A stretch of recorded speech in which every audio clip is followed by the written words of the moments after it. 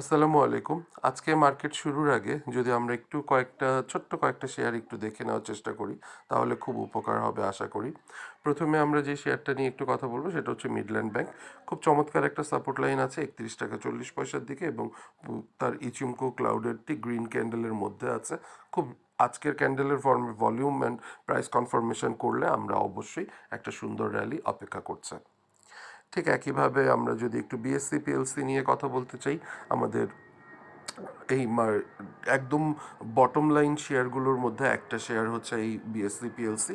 সে তার খুব দ্রুত এই কুমো টুইস্টটাকে ভেদ করে সে উপরে চলে আসবে এবং কুমো টুইস্ট খুব কাছাকাছি আছে, সো সেই দিক থেকে আশা করা যায় যে আমরা এখান থেকে একটা র্যালি পাবো। আফতাব অটো নিয়ে একটু বলতে চাচ্ছি। আফতাব অটো শেয়ারটাও খুব চমৎকার একটা শেয়ার। আফতাব অটো শেয়ারটা খুব সুন্দর করে তার ট্রেন্ড লাইন ব্রেক করেছে